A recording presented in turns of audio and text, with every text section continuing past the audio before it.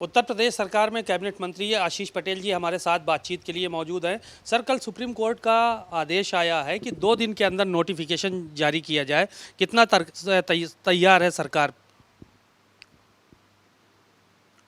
सबसे पहले मैं माननीय उच्चतम न्यायालय का आभार प्रकट करता हूं कि उन्होंने हमारे माननीय मुख्यमंत्री श्री योगी आदित्यनाथ जी के नेतृत्व वाली सरकार ने जो आयोग का गठन किया था, उस आयोग की रिपोर्ट को स्वीकार करते हुए आगे बढ़ने का निर्देश दिया है। मैं इस अवसर पर अपनी सरकार के मुखिया योगी आदित्यनाथ जी को, माननीय प्रधानमंत्री श्री नरेंद्र मोदी जी को और माननीय गृह मंत्री जी श्री अमित शाह जी का भी आभार व्यक्त कर रहा हूं कि उन्होंने पिछड़ों के इस मसले पर त्वरित कार्रवाई करते हुए 27% आरक्षण की जो व्यवस्था है उसको किसी भी कीमत पर देने के लिए सर्वोच्च न्यायालय तक गए। मैं विश्वास जता रहा हूं कि अब आगे निश्चित तौर पे जो चुनाव होने वाले हैं उसमें हमारा एनडीए गठबंधन बहुत मजबूती के साथ चुनाव लड़ेगा और लगभग सारी सीटें जीतेगा। तो क्या निकाय चुनाव भी आप गठबंधन के साथ लड़ेंगे? इसके लिए भी तैयार हैं पूरी तरह से? हम एनडीए के 2014 से अभिन्न अंग हैं और आगे भी एनडीए के अंग के रूप में चुनाव लड़ेंगे।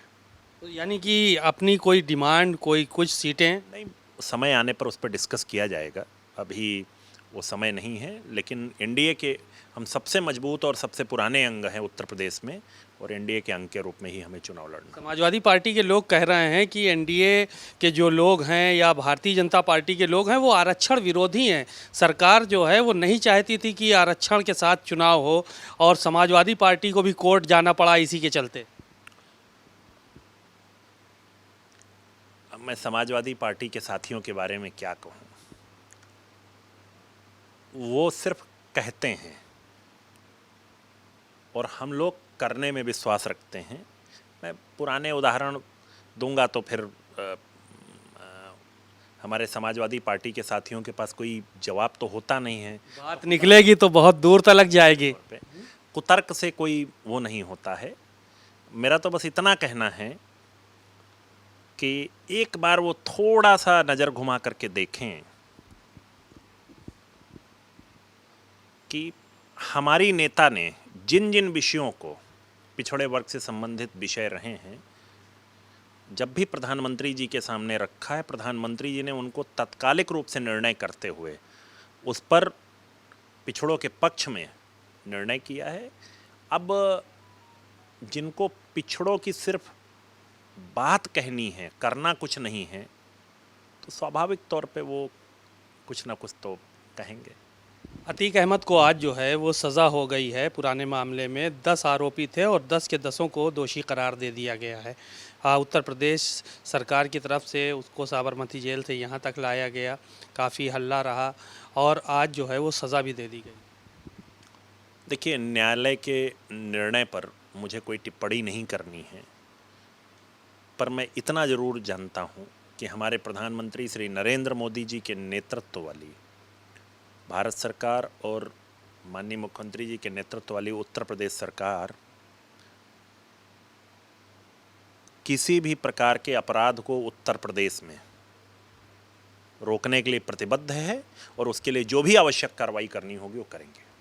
माफियाओं की सूची भी मांग रहे हैं वो लोग, कह रहे हैं माफियाओं की टॉप 10 माफियाओं की सूची जारी करनी चाहिए सरकार को। खाली अपराधियों पे कार्रवाई हो रही है ये कहने से काम नहीं चलेगा। मैं फिर आपसे कह रहा हूँ कि डबल इंजन की जो सरकार है माननीय प्रधानमंत्री जी के नेतृत्व वाली और माननीय मुख्यमंत्री जी के, किसी भी प्रकार के अपराध को रोकने के लिए 100% प्रतिबद्ध है। और जिस प्रकार से बदलते उत्तर प्रदेश के लिए बाहर के उत्तर प्रदेश और उत्तर प्रदेश के बाहर रहने वाले लोगों के मन में एक जो विश्वास जगा है, उसका एक उदाहरण है। बातचीत के लिए शुक्रिया। आशीष पटेल जी को सुना आपने, उन्होंने साफ तौर पर कहा कि उत्तर प्रदेश में अपराधियों पर लगातार लगाम लगाई जा रही है और उत्तर प्रदेश के प्रति जो बाहर लोग रह रहे हैं उनके मन में एक बड़ा विश्वास भी पैदा हुआ है। कैमरामैन आशीष के साथ सीमाब नकवी, भारत समाचार, लखनऊ।